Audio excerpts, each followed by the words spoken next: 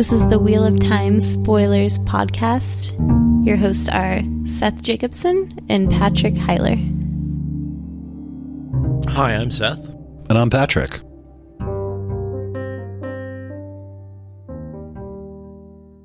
I'm going to go for it. Chapter 53, The Price of a Departure, and her symbol is the wolf. Only 3 candles and 2 lamps lit the common room of the Wine Spring Inn, since candles and oil both were in short supply. The spears and other weapons were gone from the walls. The barrel that held old swords was empty. The lamp stood on two of the tables pushed together in front of the tall stone fireplace, where Marin Alvear and Days Conger and others of the women's circle were going over lists of the scanty food remaining in Emmons Field. Perrin tried not to listen. At another table, Fail's honing stone made a soft, steady whisk-whisk as she sharpened one of her knives. A bow lay in front of her, and a bristling quiver hung at her belt. She had turned out to be a fairly good shot, but he hoped she never discovered that it was a boy's bow. She could not draw a man's two rivers longbow, though she refused to admit it. Shifting his axe so it would not dig into his side, he tried to put his mind back on what he was discussing with the men around the table with him. Not that all of them were keeping their own attention where it should be. "They have lamps," Sen muttered, "and we make do with tallow." The gnarled old man glared at the pair of candles and brass candlesticks. "Give over, Sen," Tam said wearily, pulling pipe and tabac pouch from his sword belt. "For once, give over." "If we had to read or write," Abel said, his voice less patient than the words, "we'd have lamps." A bandage was wound around his temples. As if to remind the Thatcher that he was mayor, Bran adjusted the silver medallion hanging on his wide chest, showing a pair of scales. "Keep your mind to the business at hand, Sen. I'll have none of your wasting Perrin's time." "I just think we should have lamps," Sen complained. "Perrin would tell me if I was wasting his time." Perrin sighed. The knight tried to drag his eyelids down. He wished it were someone else's turn to represent the village council. Harold Luhan and John Thane, or Samuel Craw, or anybody but Sen, with his carping. But then, sometimes he wished one of these men would turn to him and say, "This is business for the mayor and the council, young fellow. You go on back to the forge. We'll let you know what to do." Instead, they worried about wasting his time, deferred to him. Time. How many attacks had there been in the 7 days since the first? He was not sure any longer. The bandage on Abel's head irritated Perrin. The Aes Sedai only healed the most serious wounds now. If a man could manage without, they let him. It was not that there were many badly wounded yet, but as Varen pointed out wryly, even as Aes Sedai only had so much strength.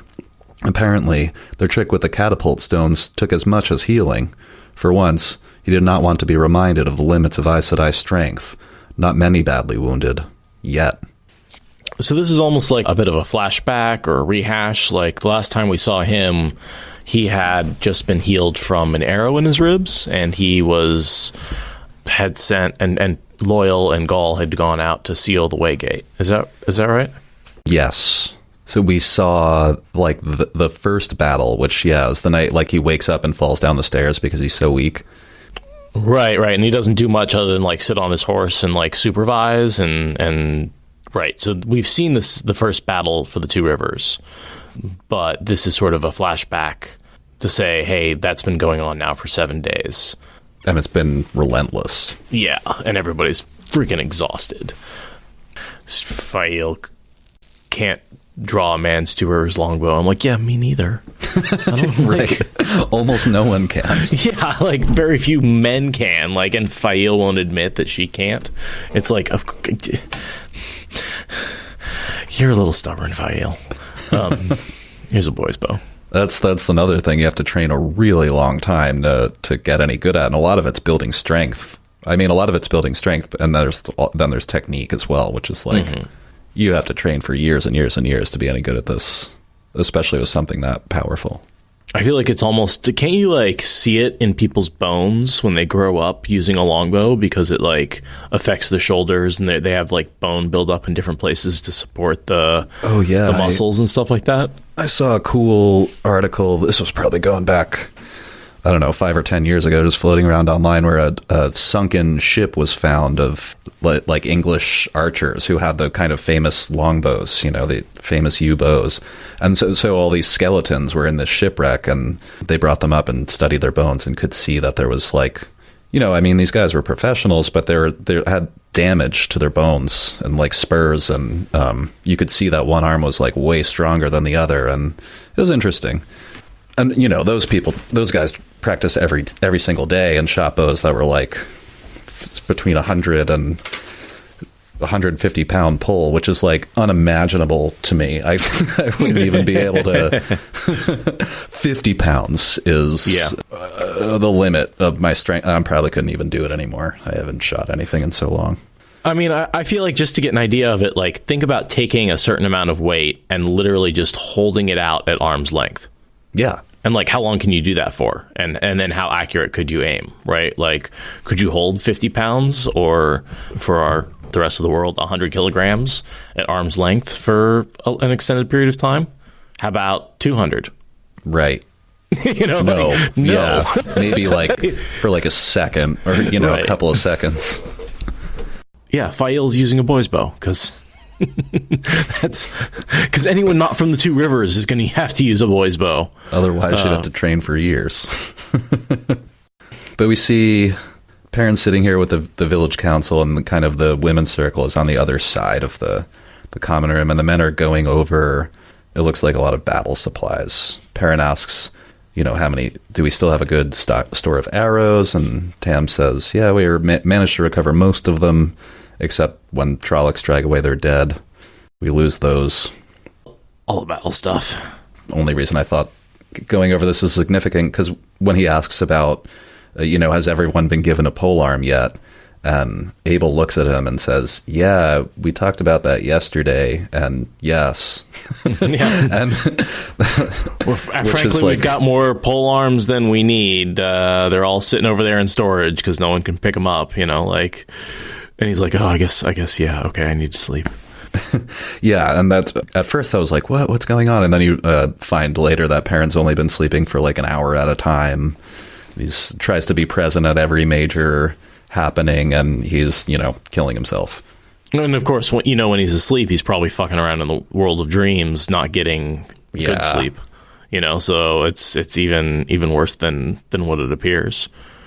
And also, this is where we find, like, immediately after that, or during Perrin's conversation with the village council, he can hear the women's circle talking on the other side of the room.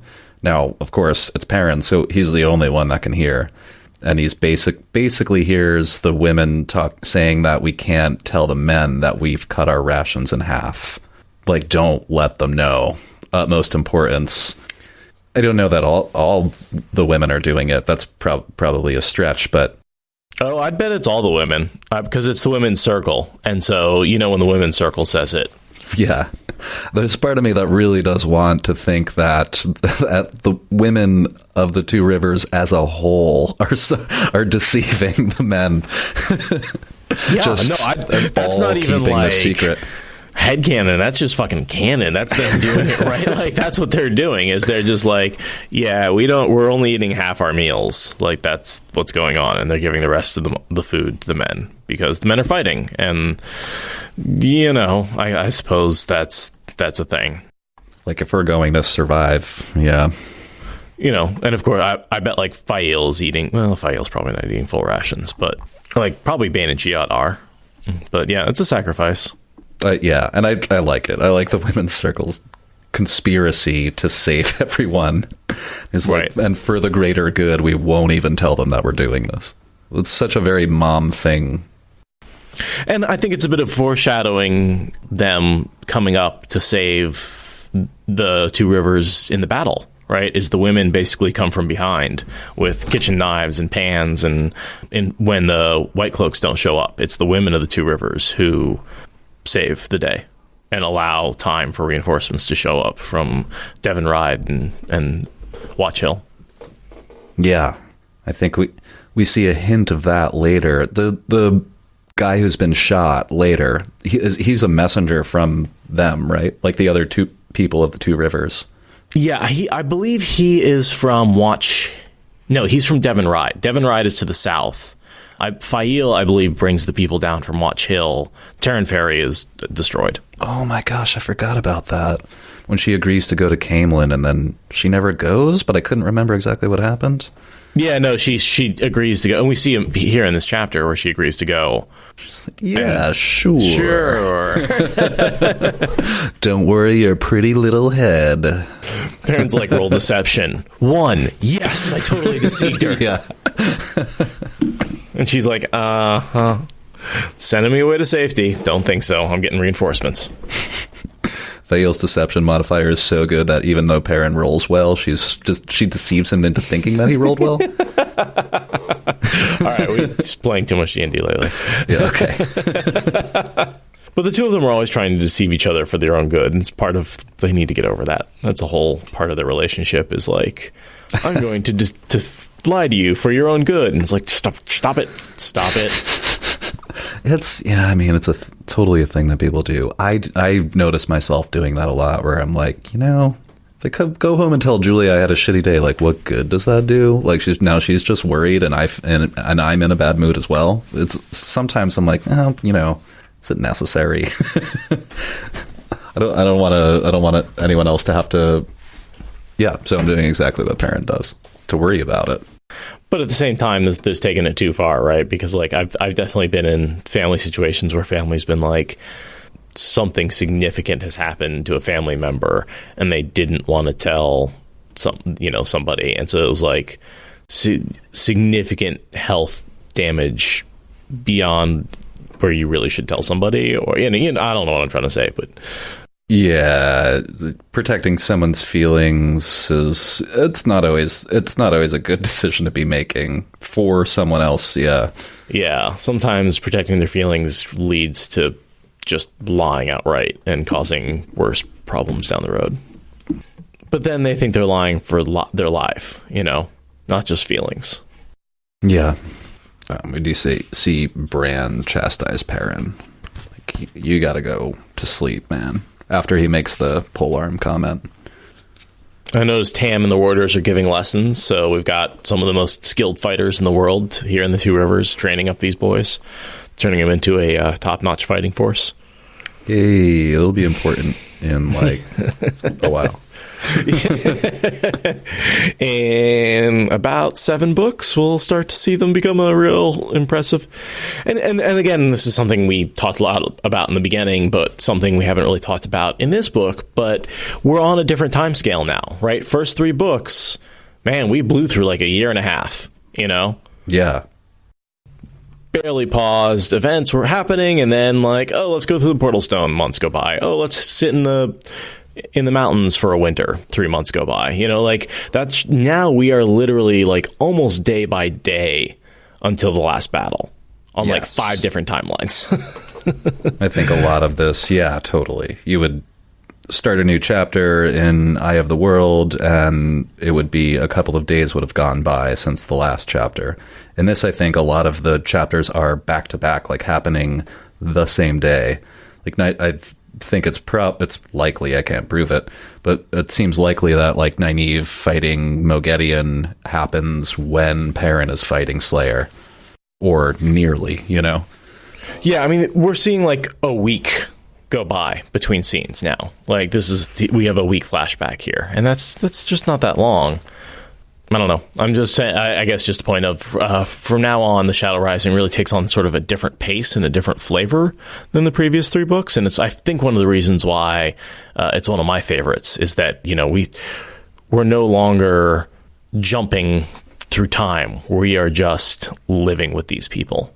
And I think it's part of what makes the Wheel of Time so immersive is that it's just this so long that you would literally feel like you're experiencing the time with the characters, and it feels like you grow older with them. And that's why I think it's so shocking sometimes if you get to the end of the series and go back and like listen to Eye of the World Rand, and you're like, oh my god, it's not even the same person anymore because you've been with him through so much change. Yeah, and we're starting to see some resolution here. This sort of like the wounding of Slayer is definitely like sort of temporarily putting him out of action. Yeah, and Perrin manages to figure it out, who Slayer is, well, roughly. I know you've said you should have figured it out sooner, but we could tack it up to lack of sleep. Yeah, we'll get there. We're starting to see Aram's sort of descent into being crazy, married to the sword as it is. I don't really know. And his journey's tough. His corruption, he sort of gives up everything to become dedicated to Perrin, and then becomes corrupted by Massima and turns on that. He's a fanatic. He's a fanatic, and a lot of his choices just don't make sense to me. I feel bad for him. He doesn't know what he's doing, and he's, just witnessed his family get slaughtered by Trollocs. Yeah. Last week. Yeah, that's true. That was just a week ago. Ends up looking to Massima for leadership, I guess, or direction. Almost a comfort, or a guide, a direction, like some...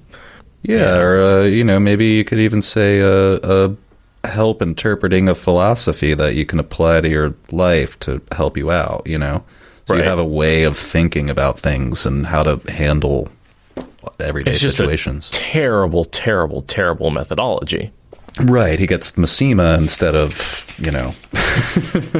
Perrin.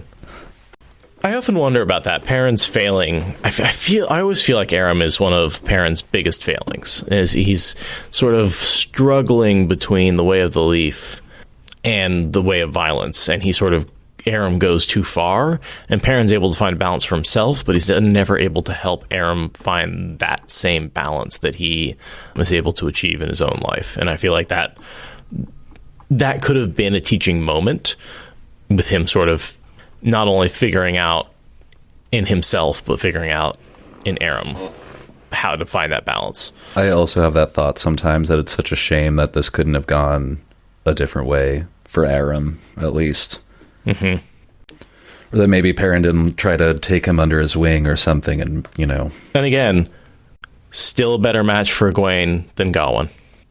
Aram? Yeah.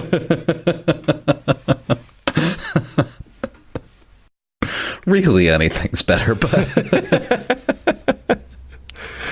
Oh, because they were flirting and dancing there in the back and eye of the world when they stopped in the Tinker's cavern. And he's good enough with the sword. He's being trained by warders. Maybe he could have become a warder, and they could have fallen in love. And I don't know. Still a better companion than Gawain, because at least Aram would have been followed her around like a sick puppy and done absolutely everything that she asked. Oh, Gawain. Sorry, I couldn't resist. It's how everyone's always like, you see a terrible, stupid love story, and everyone's like, well, still better than Twilight. That's kind of the way I feel about Gawain. Is it's just and you see any dumb, beat up dude with serious issues, and you're like, still would have been a better partner for Egwene than Gawain. Yeah, he's a candidate. It's kind of why we have so many Democrats running for president in 2020. Is they're all looking at Trump being like, well, if he can be president, surely I'm qualified. He has lowered the bar. Let's see. We get a little bit about Aram. This is where Perrin, messenger boy, runs in and says, a wounded man has been brought in by the White Cloaks to the edge of the village and is asking for you. He says he has a message or something along those lines. I noticed his guard is still called the Companions and not the Wolf Guard. Yeah. I was wondering when that changed. I'm not sure. Or is it the same group? I could have sworn it was the same group. Or is the Wolf Guard a subset of the Companions? It's his personal bodyguard. I'm going to look really quick because I don't know the answer. I don't know. I figure it happens kind of organically.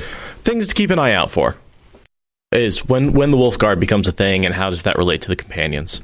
So he goes out to greet this guy. He's this wounded guy who's been brought to the edge of camp. We see him, look at the White Cloaks and be like, yeah, they can walk around and say there's no Trollocs out there because they're a big siren and white shining cloaks in the night, and it's not hard to stay away from. Right. It's like going hunting like with a noisemaker on you. Like, yeah. I was going to say, if the cops rolled slowly down a street, like 5 cars just with their raging sirens super loud, and they're like, nope, no crime, didn't see any. It's like, yeah, well, they saw you. So yeah, their prediction of what, like under 1,000, or I mean, that's Luke says that, but they're like, yeah, we don't see any, just riffraff. Totally underestimating how many Trollocs are hunting them. Daniel tells Perrin that the White Cloak said they found him 3 or 4 miles south, so this guy who's been shot through the chest with a Trolloc arrow is like laying on the ground begging to talk to Perrin. And the White Cloaks are there for a minute, but Perrin looks up at them and starts asking them questions, and they just leave. They literally don't say anything. And the fact that he's from the south tells us that he's not from Watch Hill, which is to the north, but he's from Devon Ride, which is to the south. Right. And all the man really manages to say is, "We are coming, sent to tell you, we are cut," and then he dies, essentially. It's almost, "We come, wolf brother, we come." It's a little bit like that. Yeah. Perrin goes through all the kind of normal questioning. Does anyone know who this man is or where he's from? You know, nobody knows him.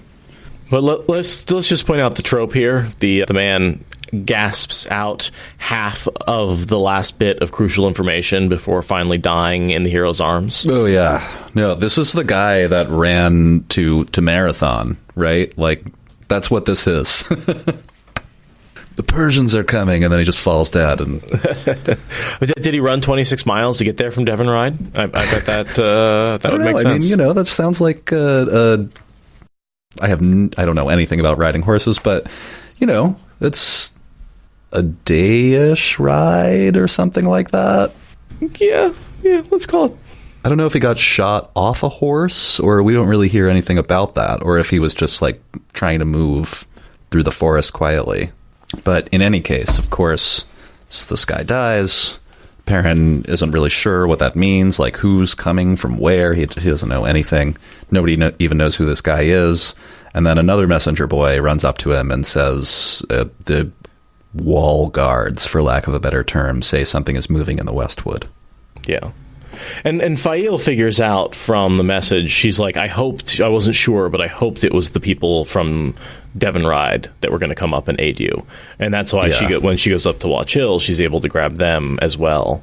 And so you get these two forces that sort of crunch the Trollocs. But this is the beginning of one half of the pincher that comes down.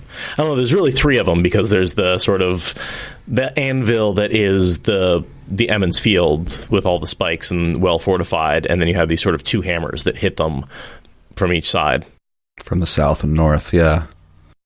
Yeah, if you really thought about it, that would make the most sense, especially after Perrin goes scouting in a little bit in the World of Dreams and sees roughly where the Trolloc camps are. That the other 2 villages are organizing, just not as well, and they're not being held down. And also, word has spread over the last couple of weeks. People know that there is a huge gathering in Emond's Field. I'm curious to take a look at the dream that he has and examine like what we can figure out based on what he sees versus what he sees versus what he thinks he sees. Yeah, sure. It's actually a longer than usual sequence. There's something in the Westwood. So he goes out to check out what's in the Westwood with the whole procession. He's like real tired, and it turns out it's Loyal and Gaul coming back from their mission. I don't really have a lot to say about those pages until Loyal gets back. The regards spaced in small clusters all along the sharp stake fence to watch the night, each with a boy for a runner. At the west end of the village, the men on guard were all gathered up against the inside of the broad barrier, fingering spears and bows as they peered toward the Westwood. Even with the moonlight, the trees had to be blackness in their eyes. Tomas's cloak seemed to make parts of him vanish in the night. Bane and Chiad were with him. For some reason, the 2 maidens had spent every night at this end of Emond's Field since Loyal and Gaul left. "I'd not have bothered you," the warder said to Perrin, "but there only seems to be one out there, and I thought you might be able to—" Perrin nodded. Everyone knew about his vision, especially in darkness. The Two Rivers people seemed to think it something special, something that marked him out an idiot hero. What the warders thought or the Aes Sedai, he had no idea. He was too tired to even care. Tonight, 7 days, and how many attacks? The edge of the Westwood lay 500 paces away. Even to his eyes, the trees ran together in shadows. Something moved. Something big enough to be a Trolloc. A big shape carrying... The burden lifted an arm. A human. A tall shadow carrying a human. "We will not shoot," he shouted. He wanted to laugh. In fact, he realized he was laughing. Come on, Loyal." The dim shape lumbered forward faster than a man could run, resolving into the Ogier, speeding toward the village, carrying Gaul. Two Rivers men shouted encouragement as if it were a race. "Run, Ogier, run!" Perhaps it was a race. More than one assault had come out of those woods. Short of the stakes, Loyal slowed to a lurch. There was barely room for his thick legs to edge through the barrier sideways. Once on the village side, he let the Aielman down and sank to the ground, leaning back against the hedge, panting, tufted ears drooping wearily. Gaul limped on one leg until he could sit, too, with Bane and Chiad both fussing over his left thigh, where his breeches were ripped and black with dry blood. He only had 2 spears left, and his quiver gaped emptily. Loyal's axe was gone, too. "You fool Ogier," Perrin laughed fondly. "Going off like that. I ought to let Days Conger switch you for a runaway. At least you're alive. At least you're back." His voice sank at that. Alive, and back in Emmons Field. "We did it, Perrin," Loyal panted, a tired, drum-like boom. 4 days ago. We closed the Waygate. It will take the Elders or an Aes Sedai to open it again. "He carried me most of the way from the mountains," Gaul said. "A night runner and perhaps 50 Trollocs chased us for 3 days, but Loyal outran them. He was trying to push the maidens away without much success."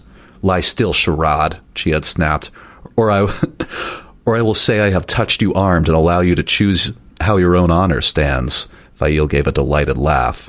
Perrin did not understand, but the remark reduced the imperturbable Aielman to splutters. He let the maidens tend his leg. One thing I have to correct from an earlier episode is I said that Loyal hangs on to that axe for the rest of the series. Nope, he loses it almost right away.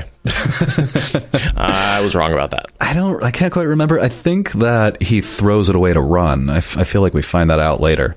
And to carry Gaul. But the important part is the Waygate is closed, which means the number of Trollocs that are in the 2 rivers is set. And locked. Locked. Yeah. Presumably forever. Well, I mean, I think you could... An Aes Sedai could just use fire to carve away the ivory barrier, right? So you still have that shimmering portal behind the ivory wall barrier, whatever you want to call it. But you can't open that barrier because the leaves are gone. So you either have to, like, get a Talisman of Growing to regrow the leaves so you can open the gate, or cut a hole through it. And pretty much the one power is the only way to do that. Although I wonder if fireworks would work. I mean, probably, because Moraine cuts one open, presumably with fire, in Eye of the World? Question mark? When they go through the ways to get to Faldara to save Eye of the World, the gate is locked, and she has to cut. She cuts a hole, and then Lan uses his horse to knock the giant piece of stone over, so that they can actually get out. And so I imagine she could do the same thing here. Yeah. So if there were a Forsaken, maybe they could. But Slayer doesn't have that power. Nah. So this motivates Perrin to go check on how many Trollocs are actually in the 2 rivers, because he gets a couple of different reports. Yeah, and here we see... I didn't want to read all this, but Loyal gives like a little report, and I just highlighted... It is very bad out there, Perrin. We follow the last bands down, for the most part. We lock the gate, but I think there must be several thousand Trollocs in the 2 rivers already. Maybe as many as 50 Myrddraal. And then Luke shows up. Not so, and he just like throws a bag of heads at Perrin's feet, and he's like, great, that's 4. Well, it's like 1 Myrddraal and like 4 Trolloc heads, yeah. But it's... And of course, Luke, being the dark friend that he is lying in order to hopefully get them to keep their defenses down and not really worry about the thousands that are out there. Oh, absolutely. And so Luke disagrees with Loyal, and then Gaul disagrees with Luke, saying, like, no way. Like, there's no way there's only 1,000. It's got to be a lot more than that. I say there are several thousand. Do I know nothing of fighting? Gaul demanded, he's pretty pissed. Yeah. Because Luke's like, I've been in the Blight a lot, and I mean, he has for, typically evil reasons, but... Right. He was sent up there by Guitarra Morosa, the Aes Sedai, on a prophecy, which still kind of puzzles me. Why? What? Okay, I guess Slayer was necessary, or maybe him just like not being in Andor was necessary. Who knows? And then, of course, we also know, when he says I think he's also referring to Isam, who grew up in the town. The town being the place of the Blight. Right. Yeah. So between the two of them, they have spent a lot of time in the Blight. But he's lying. He is wrong, Loyal said. Gull and I saw what we saw. That's about as confrontational as Loyal ever gets. Well, don't mess with the truth. That's really what he's in service to. Don't lie to him. Pisses him off. That and cutting down trees. And destroying books. Yeah. But like corrupting knowledge, that's you don't want to corrupt knowledge around Loyal. Perrin tells Loyal that you were gone so long that Mistress Alvear put like a whole family of tinkers in your room, but we'll figure out something somewhere for you to sleep. Right. Well, it's got to be big to fit Loyal, right? It's probably a big ass bed. Perrin says, I think it's like a dozen, he says. I don't know how huge that room is. Everybody's desperate right now. And we find later that a lot of the quote-unquote soldiers or, farm boys running around with spears and bows are just sleeping outside. They're just sleeping on the street. Because there is nowhere. Everyone's come in from the farms, so all their homes are gone. So they're basically... or not gone, but nobody's staying in them. So they're staying in the town. So you have every farmer from every outlying farm who came into Emmons Field. So yeah, there's no beds left because you don't expect to host the entire population of Emmons Field or in the town. Anyone who can is trying to just sleep outside on the ground while, important leaders and children are kept indoors.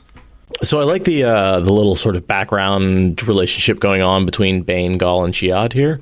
Just sort of the flirting that's going on and how he's helpless, so they're like going to take care of him, but he's like doesn't really want to be in debt to them, or certainly not to like Bane. It's like Bane sort of going along, but because he and Chiad have a thing, and Chiad has been like standing at that end of the camp waiting for them to come back since they left. Like it's this whole, sort of subtle under the wire relationship that I really like the three of them. Yeah. And the way their relationship evolves a lot. And it's a really background thing. It's not like... I don't want to say it's not a major plot line, but it's not a major plot line. We don't see a ton about it. We don't see their planning or anything, but... If it was totally cut from the TV show, it wouldn't affect anything, really. Like, I'm not suggesting that it should be, but that's sort of the measuring stick to whether it's a major plot line is like, could you cut it and still tell the entire tale almost exactly the same way? Yeah, probably. But it adds so much color and sort of adds this sort of mirror to Perrin and Fail's relationship, where everyone's sort of in these sort of contentious relationships where they're trying to figure out exactly how they're going to build a life together. What I think is that Bane and Chiad have probably discussed this, but until Gall and Loyal leave and then they don't come back for many nights, they start waiting out there, and I think between the two of them, they're able to come to a sort of agreement, like, once Gall's life is threatened and, it's questionable, we don't even know if he's alive or not, then I feel like they have this conversation where, like, okay, First Sister, like, I see how much this means to you. Let's negotiate how we're going to proceed. And then Gall shows up injured. He can barely walk, so there's no escape. I'm being dramatic, but there really isn't. I like what Charlin's saying here. It definitely shows the relationship lines that Bane cares because she respects him and because he's important to Chiad, and Chiad loves Gall. So it's sort of this like, he's important to you, so therefore he's important to me. And it's an interesting way of approaching relationships. It seems sensible most of the time. They seem to handle that pretty well. Yeah. Aiel relationships. They don't have technology to deal with. Yeah, I mean, that's true. And also, they come from a society with like a very strict and regimented system for how social interactions go, which we're, is simultaneously liberating feeling to know that we don't live in a society like that. But also, there's, part of me wants to say, like, I see the benefits. I see the benefits of, like, everybody has one way to understand the world, and this way it just clears up a lot of the, sidelined stuff.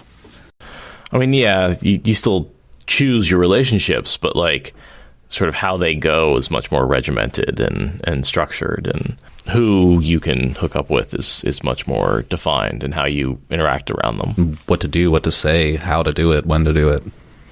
They're pretty highly developed rituals. So Thomas sends Perrin off to bed, and Thomas is like, yeah, I'm good without sleep, because he's a warder, so he's got the whole power keeping him going thing. So he actually doesn't, we've seen this with Lan, but the warders need less sleep than most people. They can get like an hour or two and just be good to go. That would be freaking awesome. That would be sweet. Sleep for 1 hour a night. Get so much done. I would, play so many more video games. I'd waste so much more time. It'd be amazing. Yeah, right. And of course, Fail goes to Perrin's room with him, and she's like, I want you to take all of your clothes off in a totally non-sexual way. She's just like, I don't want you sleeping in all your clothes and your coat and your boots anymore. You can't really rest like that. You're getting a real night's sleep tonight. And he's like, okay, yeah, sure. Totally. He shuts the door and he just takes off his boots and lays down in the bed. It's immediately. Yeah, I was never intending on doing what she said. And he only ends up asleep for like an hour anyway, and he spends the entire time in the wolf dream. So it's like, I'm surprised he's not more tired than when he gets up. And here we see in Perrin's head a little before he falls asleep. I thought it was interesting that he has some really good insights, saying Gall and Loyal said there were thousands of Trollocs. Luke saying there's only 1,000 at most. He also notes that he does not trust Slayer. The White Cloaks seem to think they're scattered, and he's just like thinking about all the different... He doesn't trust Slayer, he doesn't trust Lord Luke. The conflicting reports he's heard as he drifts off to sleep. Okay. Oh, I mean Lord Luke. Still hasn't made the connection. It's easy to get him mixed up because that's who he is. I probably just called him Slayer. And he falls asleep while he's mid-worry thoughts and wakes up in Teleran Riyadh. Scene 2 of the chapter in Teleran Riyadh. One point I noticed was interesting, and I don't know why this stood out to me, is that there's nothing in the Wolf Dream is ever on fire. It's only burned or ready to burn. The act of burning is not like that sort of... Right. Like you never see a door opening. It just is open or is closed. It never closes. Sort of an interesting, like Teleran Riyadh doesn't have transitions in it. It only sort of has endpoints, steady state things. Anything that's moving is too fast, too ephemeral to show up in the world of dreams. Yeah. Metal Datura says only outcomes. I think that's super accurate. Because it's like where an object has a high probability of being, or, what the high probability is of, the end game. So like if someone gets the fire all set up and burns it every day, then in the world of dreams there will probably be ashes there, as opposed to that fire burning every night at a specific time. Yeah, and it doesn't even have to be like a final state. It could just be like one of the states of the fire. So like one state of that fire is burnt, one state of the fire is set up and unburnt. And you're going to see it flash between those two, but you're never going to see it burning, if that makes sense. Yeah, not the transition, just the outcome. I thought this was good. She said, like rolling a die with the faces as outcomes in different worlds. Sure, I like that. Yeah, that's a good analogy. Yeah, because Teleran Riyadh is a reflection of multiple worlds. You can see the fire unburnt in one world, but burnt in another, but never burning. Almost immediately on arriving in Teleran Riyadh, Perrin has 3 or 4 visions. Yeah, I counted 3. Or I'll just stop after the first vision. He's looking up at the sky, and as he scanned for the birds, looking for ravens, a patch of sky darkened, became a window to somewhere else. Egwene stood among a crowd of women, fear in her eyes. Slowly, the women knelt around her. Nynaeve was one of them, and he believed he saw Elaine's red gold hair. So, I mean... This is Egwene becoming Amyrlin? Yeah, I don't think there's any other way to interpret that. Just all the Aes Sedai kneeling to her as she becomes Amyrlin. Yeah. These are all very literal, and I had the thought while reading them, I've made fun of Perrin and Rand a little in the past for being in Teleran Riyadh, having these visions and just being like, what the hell? And then you never hear about it again. Yeah. But not for them, they're for us. Yeah. And that vision of Egwene doesn't really say much, especially to someone who has no idea what being raised to Amyrlin would be like. Right. Why are people bowing to Egwene? Don't know. That window faded and was replaced. Mat stood naked and bound, snarling. An odd spear with a black shaft had been thrust across his back behind his elbows, and a silver medallion, a fox head, hung on his chest. He's bound by the spear? What is that? Or bound to his destiny by the spear and the fox head? That one I was less sure about. But I feel like that's a sort of the destiny that he is bound to lose half the light of the world. That like he is, by accepting the spear, he's bound to it, and he's going to be trapped into going back. That's the only thing I can think about. Yeah, as Discord said, naked and snarling. DT said naked and snarling. That is weird. I feel like it's probably representative of something. And then, of course, bound by Tylan, and my head did go there, but I just don't think that's a... The snarling part doesn't seem to be relevant. Yeah, and it's like, I feel like everything else is kind of a really important kind of pinnacle moment in the series, the other visions, and it being bound by Tylan just as it's not a pinnacle plot line. It's not like a, you know. Mm-hmm. I don't know. I think it's more relevant to his destiny, really, than... Because this is sort of what we see here is each of these three, we see their... ultimate one of their fates. So one of the things that happens to them, it's a significant part of their life, like when Rand becomes here a beggar in this next one. I kind of like this. Draconic said Mat has always fought against his role, and that could be a good way to interpret the spear, like fighting against, I don't know. The snarl could be, the spear is his destiny, and the snarling is him fighting back against that. Yeah. And then Mat vanished, and it was Rand. Perrin thought it was Rand. He wore rags and a rough cloak, and a bandage covered his eyes. And that's when I talk about the Fisher King, the Beggar King, like that image is straight out of that mythology of the blind king, the blind beggar king. And so I think at this point, Jordan may not have even known when he was going to do that, or if he was how he was going to do that. But at some point, he planned to make Rand the Beggar King and sort of take off his hand. And we see that when Semirhage hits him with the fireball, it affects his eyes and actually blinds him. And then he spends a while after that sort of wandering around as an anonymous beggar, just for a short period of time. But I think that's what this is sort of foretelling, is that period of time after he's been blinded, when he's wandering around. Yeah, as a beggar. The Beggar King. So those are the visions. Perrin shivered and then dismisses them. I'm just going to forget that right away. That was weird. Wow, that was weird. I'm sure that means absolutely nothing. I'm sure that's just nonsense painted on the sky. I roll frickin' Perrin. And over the next couple of pages, I don't have a ton to say other than essentially that Perrin goes scouting. First, he does a long loop around the two rivers and tries to count the Trolloc cookpots and fires to estimate approximately how many of them there could be. And then he goes to Devon Ride and to Watch Hill, and he looks at the activity around there as well.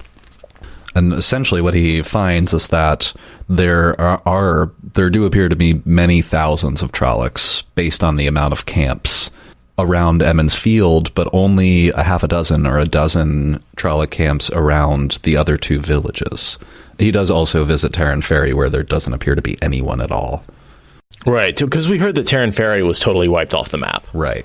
basically. The ferry, though, still exists, which is an interesting point. That must be there because Fane wants word of him harassing the two rivers to get out, so Rand is going to show up. Yeah, I think that's super likely, because there is a little scene where Perrin is looking around near the ferry, and he finds like discarded furniture and like a children's doll or something like that, and he kind of can quickly come to the conclusion that like these people were running and then they were throwing heavy things as they were running when they realized they had to go faster.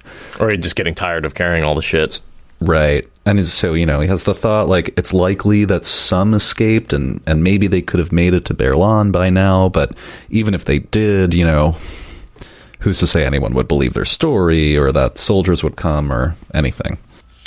Yeah. The other two villages are like loosely defended, not as organized as Emmons Field, but they're doing their best. I thought it was interesting that Watch Hill has the flag of Manetheren flying. Oh, yeah. I forgot to bring that up. Is that what Alana was doing? All those times she disappeared? Maybe. That's what I'm curious as to where that banner came from. That would make a lot of sense if Alana was setting that up in Watch Hill. Yeah, and of course, Perrin immediately suspects it was either Alana or Varen told them there's some stories to rally around. Because this is before Fahil gets up there, so they've been self-organizing already. I think they were already thinking about coming down. I forget exactly what Fahil's story is. Though she comes back and she says, "Oh yeah, they were like getting ready to ride anyway," or something like that. I don't remember the exact story. I don't remember either. I just remember she returns with them, with the Watch Hill folk, as the folks from Devon Ride are arriving. He bent to pick up a doll with a painted wooden face, and an arrow streaked through where his chest had been. Springing out of his crouch, he leapt up the bank, a blur streaking 100 paces into the woods, to crouch below a tall leather leaf. Brush and flood-toppled trees, woven with creepers, covered the forest floor around him. Slayer. Perrin had an arrow knocked. I wonder if he had drawn it from his quiver or simply thought it there. Slayer. On the point of leaping away again, he paused. Slayer would know roughly where he was. Perrin had followed the man's blurring form easily enough. That elongated streak was clear if he were standing still. Twice now, he had played the other's game and nearly lost. Let Slayer play this time. He waited. Or let Slayer play his this time. He waited. Ravens swooped above the treetops, searching and calling. No movement to give him away, not a twitch. Only his eyes moved, studying the forest around him. A vagrant puff of air brought him a cold smell, human, yet not, and he smiled. No sound save the ravens, though. The Slayer stalked well, but he was not used to being hunted. What else did Slayer forget besides smells? He surely would not expect Perrin to remain where he had landed. Animals ran from the hunter. Even wolves ran. A hint of movement, and for an instant a face appeared above a fallen pine some 50 paces away. The slanting light illuminated it clearly. Dark hair and blue eyes, a face all hard planes and angles, so reminiscent of Land's face. Except that in that brief glimpse, Slayer licked his lips twice. His forehead was creased, and his eyes darted as they searched. Land would not have let his worry show if he had stood alone against 1,000 Trollocs. Just an instant, and the face was gone again. The ravens darted and swirled above as if they shared Slayer's anxiety, fearing to come below the treetops. Perrin waited and watched, motionless. Silence. Only the cold smell to say he was not alone with the ravens overhead. Slayer's face appeared again, peering around a thick-boled oak off to his left, 30 paces. Oaks killed most of what grew near them. Only a few mushrooms and weedy things sprouted from the leafy mulch beneath its limbs. Slowly, the man emerged into the open, boots making no sound. In one motion, Perrin drew and fired. The ravens screamed warning, and Slayer spun to take the broadhead shaft in his chest, but not through his heart. The man howled, clutching the arrow with both hands. Black feathers rained down as the ravens beat their wings in a frenzy, and Slayer faded, him and his cry together, growing misty, transparent, vanishing. The raven's shriek vanished too, as if severed with a knife. The arrow that had transfixed the man dropped to the ground. The ravens were gone too. With a second shaft half drawn, Perrin exhaled slowly, let off the his tension on the bowstring. Was that how you died here? Simply fading away? Gone forever? At least I finished him, he muttered, and let himself be diverted. In the process, Slayer was no part of why he had come to the wolf dream. At least the wolves were safe now. The wolves and maybe a few others. He stepped out of the dream. So, he did not finish Slayer. He did wound him pretty significantly. Yeah. And Slayer was there in the flesh. Yeah? Right? I mean, Slayer doesn't dream himself into the wolf dream. He just steps into it, right? I think that's correct. I think he almost is always there in the flesh. Right. So I have to wonder if maybe that's why the arrow wasn't didn't quite kill him, or who knows? Maybe. I mean, he's badly wounded. Yeah, it's amazing. Like, the surprise is really what took him. That little trick of not moving really did fool Slayer. I mean, especially when you see his battles later, when those get really intricate and back and forth, and they start trying to trick each other. And it's really interesting to see, like, this just one simple trick gets him. One simple trick will kill Slayer. Yeah. Click here. Yeah, that's... The Forsaken hate it. It is a good trick, though. You know, I mean, I think Perrin knows that Slayer expects him to run, and I mean, who wouldn't? Who would stay still? Teleron Riyadh tricks the Aes Sedai don't want you to know. Perrin wakes up. He's staring at the ceiling. He hears shouts outside, and he sticks his head out the window and yells down to the guards, "What's going on?" And they say, Lord Luke was like suddenly says he nearly rode down Will and Tell. I don't think he even saw them. He was all hunched over in his saddle like he was hurt, and spurring that stallion for all it was worth, Lord Perrin. And even Perrin, with his slow thinking, is able to make that connection. Mm-hmm. And be like, I shot Slayer, Luke ran away. I shot Slayer, Luke ran away. Luke had certainly not been injured earlier. Luke and Slayer? It was impossible. Luke and Slayer? Dark-haired Slayer looked like Lan's brother or cousin. If Luke, with his red gold hair, resembled anyone, maybe it was Randall Little. The two men could not have been more dissimilar. You're telling me Glory is Ben, and Ben is Glory? Exactly. Okay, I got it. I had to throw in that Buffy reference. Just, I mean, if we're talking about two souls inhabiting the same body, the character Glory, season 4 of Buffy, inhabiting the body of the mortal Ben, and they kept changing from a female body to a male body, and they'd appear as the two different characters.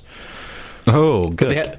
Good one. But they had the added twist of, like, you couldn't, if you saw them change, you couldn't remember it. So, like, I think, and I'm going a little too much into detail here, but Spike wasn't affected because he's a vampire, so he could see the transition, and so he kept telling people about it, and they'd, like, get it, and then immediately forget. That's hilarious. All right, Spike is Ben, or sorry, Glory is Ben, and be like, oh, okay, I get it. So what you're saying is Ben and Glory have some sort of connection. That was such a good... I love that scene. I was laughing my ass off. And of course, that entire character reminds me of Slayer a lot. Although they're more of a cooperative force and less of a antagonistic force. Perrin figures it out, especially because of the smell, that cold smell. They did not smell the same, but they both had an icy, hardly human scent. And that's because we know they are two different people. But that icy scent, in my opinion, is from continually going into the world of dreams in the flesh. I think you're right. Yeah, that's the only explanation I can come up with it. And that coincides with the Wise One's warnings that doing so is evil and steals a part of your humanity. Yeah, that does work out perfectly. Although I feel like Slayer is really the only person we see, like, as a good example of the smell, at least. I'm willing to bet that Ishmael may have had a similar loss of humanity, but he had so many other issues that, like... Yeah, it's kind of hard to pin down. And Perrin tells Ban, who is like one of the leaders of the Wolf Guard, which is called the Companions currently, we're not sure when that changes, that if Slayer, or Luke, rather, if Lord Luke shows up again, he's to be put under guard and kept there, Perrin says. And don't call me Lord. And don't call me Shirley. Shirley, Lord Perrin, you don't want to go out? Don't call me Shirley. Or Lord. Or Golden Eyes. Damn it. Perrin walks into the common room and Fail's like, what the literal... What? I just left you in bed. Like, get back up there. Yeah, it's been like an hour. Yeah. Oh, so, all right. I have to address this. People are saying that, like... All right, so here's my theory on the cold smell. Is it's not necessarily going into the world of dreams in the flesh. It's going into the world of dreams in the flesh and then doing evil things, because that's a place where what you think and what you feel and what you do can affect what you are. And so I'm willing to bet that by, like, doing heinous things in the wolf's dream, you're actually tearing pieces of your soul away. Does that make sense? Yeah, and we've speculated on stuff like this before too. Like, if you go into the world of dreams in the flesh and while you're there change your flesh, what happens if you return? And there's a lot more a lot of other things that could go wrong there. Or go right, perhaps. If you go into the world of dreams in your flesh and you can control your flesh, then maybe you could heal yourself? No, but Slayer says he can't do that. There's one point where Perrin stabs him or slices him with an arrow, and he can't heal himself, but he can create stitches. Oh. And so he, like, stitches himself up, but he can't, like, actually heal himself, but he, like, imagines that the wound has been treated, if that makes sense. Yes, and it kind of explains how he could survive being shot through the chest and then jump up on a horse and, run out of the inn, jump up on a horse and ride. Someone who was shot through the chest, you're not even jumping. I'm assuming it's through, it didn't hit anything too vital, and he's just, like, running for help. He's running for a Black Sister. Actually, that's curious. What is he running for? Because he clearly survives this. He's definitely running for Sanctuary. Does anyone know what happens after this? Like, Slayer does, or where he goes, or... Leia says he's trying to get out of Emmons Field so he can apparate to wherever, which is a Harry Potter word, but for sure. But I don't see why he couldn't do that from directly inside the inn. It's not like there's the cone that goes up. If he can pop in and pop out to wherever he wants to go, why doesn't he just do that now instead of, like, jumping on the horse and riding out of town? Discord's saying that would be fishy, and it would be, but... Yeah, but he's, like, worried about dying, not about... Yeah, if I just got shot through the chest, I'd be like, well, I guess I'm going to have to be suspicious then, because not a lot of time here. And it'd be less suspicious than, like, running out of the inn and making a big scene and nearly running somebody down right after Slayer gets shot, right? Like, that immediately clues Perrin in as to what's happening, as opposed to, like, if he just disappeared, Perrin would have been like, oh, where's Slayer? I don't know, we didn't see him. I'm trying to think if anyone's nearby. I mean, Varen's a Black Sister. But if they know about each other or not, I think we can't confirm. But we also can't confirm that she doesn't help him. I don't know. Right. I don't know. Yeah, and she's bound by the oaths to obey, so she may be forced to, even if she doesn't want to. Right. There's also a distinct possibility, guys, that RJ just never wrote this, and it's, like we and all of you are saying, like, he can go anywhere at any time, so it's he's got options. Hard to track him down. Yeah. But yeah, why he didn't run immediately, I don't know. I sure would have. I'd be terrified. That's a good point, Christini, who's saying, I think he just panicked. It's a good illustration of his lack of actual leadership skills. He's not cool under pressure. And RJ just did just give us that, and Perrin observing it in a very literal way, that he appeared to be nervous in Teleran Riyadh. I would like to make a point that this is, as far as I can tell, the last time we hear from Slayer or Lord Luke until Lord of Chaos. And then again, and that's only briefly until Winter's Heart. So this is pretty much the end of Slayer's involvement for actually quite some time. So this is a pretty serious wound that appears to pretty much take him out of commission for a while. Yeah, he's seriously injured, and if he doesn't get a channeler to heal him, then, I mean, it would take half a year or something to heal from a wound like that. Right.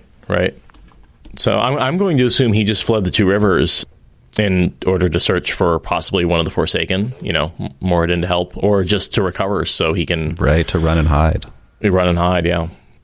Like any wounded creature. Yeah, I'm going to go with what Christine said on this one. I think that he panicked and ran, and like I was just saying, we just saw Perrin observe that, so like RJ gave us that, and he often doesn't do those things, accidentally. Mm-hmm. It's often on purpose.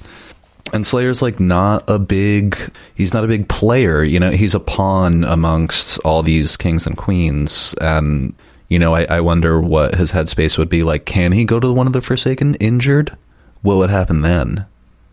What happens when you fail Ishmael and you come back and be like, hey, can you please heal me? No. Or maybe he just hides. Yeah, would they just be like, oh, do you fix a broken tool or just get another one? Break a hammer, you just go get another one. You don't try and fix the hammer. That's a waste of time and effort. But they did say Slayer was the result, was hard to produce. He's not like most other Shadow Spawn. He may be just a tool, but he is a very powerful tool. Yes, for sure. I suppose if you cut down trees and your chainsaw breaks, you're gonna get that fixed. It's like, this is my most important powerful tool for doing my job. So let's get that tuned up and going. So I guess it's a question of how valuable they find the tool, and I think that they do find Slayer pretty valuable. He's very effective most of the time. Well, most of the time, except when he goes up against Taviran. Yeah, I mean, hey, that's a pretty good record. If you win every time until you fight a god, that's you're doing pretty good. Tries to deceive Fail and says basically, oh yeah, there weren't that Lord Luke was totally right, there weren't that many camps, you should it'll be fine, you should get out of here. Yeah, I just need you to deliver a letter, no big deal. Yeah, listen, we can hold out, but we're gonna have to do that forever, so it'd be nice if we had a big force that could come in here and just clear them all out at once.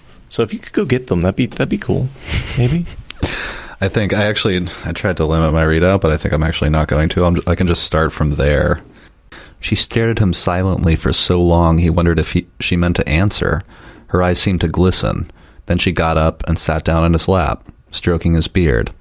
This needs trimming. I like it on you, but I don't want it down to your chest. He came close to gaping. She often changed the subject on him, but usually when she was losing an argument. Fail, please. I need you to carry this message to Caemlyn. Her hand tightened in his beard, and her head swung as if she were arguing with herself inside her head. I will go, she said at last, but I want a price. You always make me do things the hard way. And Saldea, I would not have to be the one who asked. My price is a wedding. I want to marry you. She finished up in a rush. And I you, he smiled. We can say the betrothal vows in front of the women's circle tonight, but I'm afraid the wedding has to wait a year. When you come back from Caemlyn, she very nearly yanked a handful of beard out of his chin. I will have you for a husband tonight, she said in fierce low tones, or I will not go until I do. If there was any way, I would, he protested. Days Conger would crack my head if I wanted to go against custom. For the love of a light, Fail, just carry the message, and I'll wed you the very first day I can. He would, if that day ever came. Suddenly, she was very intent on his beard, smoothing it and not meeting his eyes. She started speaking slowly, but picked up speed like a runaway horse. I just happened to mention, in passing... I just mentioned to Mistress Alvir how we've been traveling together. I don't know how it came up, and she said, and Mistress Conger agreed with her. Not that I talked to everybody. She said that we certainly, could be considered betrothed already under your customs, and the year is just to make sure you really do get on well together, which we do, as anyone can see. And here I am being as forward as some Domani hussy, or one of those Terran Gauls. If you ever even think of Berlain, oh, light, I'm babbling, and you won't even... He cut her off by kissing her as thoroughly as he knew how. Will you marry me? he said breathlessly when he was done. Tonight? He must have done better with the kiss than he thought. He had to repeat himself 6 times, with her giggling against his throat and demanding he say it again, before she seemed to understand, which was how he found himself, not half an hour later, kneeling opposite her in the common room, in front of Days Conger and Marin Alvear, Elsbeth Luhand and Nessa Ayelen, and all the women's circle. Loyal had been roused to stand for him with Aram, and Bain and Chiad stood for Fail. There were no flowers to put in her hair, or his, but Bain, guided by Marin, tucked a long red wedding ribbon around his neck, and Loyal threaded another through Fail's dark hair, his thick fingers surprisingly deft and gentle. Perrin's hands trembled as he cupped hers. I, Perrin Ibarra, do pledge you my love, Fail Bashir, for as long as I live. For as long as I live and after, he thinks. What I possess in this world I give you, and he thinks, a horse, an axe, a bow, a hammer. Not much gift to a bride. I give you life, my love. That's all I have. I will keep you and hold you, succor and tend you, protect and shelter you for all the days of my life. I can't keep you, he thinks. The only way I can protect you is to send you away. I am yours, always and forever. By the time he finished, his hands were shaking visibly. Fail moved her hands to hold his. I, Zareen Bashir, that was a surprise, she hated that name, do pledge you my love, Perrin Ibarra. Her hands never trembled at all. Aw, they got married. Such a lovely scene. Shotgun. Shotgun wedding. That's a frontline wedding. We may not be alive tomorrow. Let's get married tonight. She's like, yeah, sure, I'll do everything you want. All you have to do is pledge yourself to me forever. Forever and ever and ever. And by the way, she's not even going to do what she promised she was going to do to get him to marry her. I think that while she's coming up with the right way to tell the story about how she, like, in detail checked into all the local customs with the women who are, interpret them. Yeah, that was well read, by the way. Oh, thank you. While she's doing that, she's also kind of thinking, like, and how do I get out of actually going to Camelin? I feel like she has her complete strategy, and Perrin's just like, oh, good, everything I did worked, except it didn't. No, not at all. Fail just got what she wanted, and she agreed to go, but she didn't agree not to come back, and she didn't agree how far to go, and she didn't agree where to go. Or when. Or when. Yeah, I'll go to Camelin one day. And we get along, as anyone can see. Oh, we see. Out in public. It's loud. Trust me, we see. Discord is talking about Aram being in the wedding party. Oh, yeah. The fact that he's like, him and Loyal are the best men. Mm-hmm. I thought that was interesting. Don't kill your best men in battle. Yeah, God, can you imagine those wedding photos? Jeez, you have to like cut Aram out of all of them and like try and paste something over his face and be like, oh yeah, that guy. He did. Where's he tried now? To kill me. No big deal. No big deal. I mean, at least Perrin didn't actually kill him. That is. I don't know. I always kind of thought that was a bit of a cop out. I wish Perrin had been forced to make a decision one way or the other, and either kill Aram to defend himself or spare Aram. Aram just Perrin could have easily been killed by those arrows. Yeah. It seems very random to me at the time when Aram went down, and I was just like, that could have been a more fitting death for him, or a more meaningful death for him. I think I've said it before, but I always felt like Aram was a missed opportunity for Perrin to grow, or to just show his personality a little bit better. Such a sad plot line.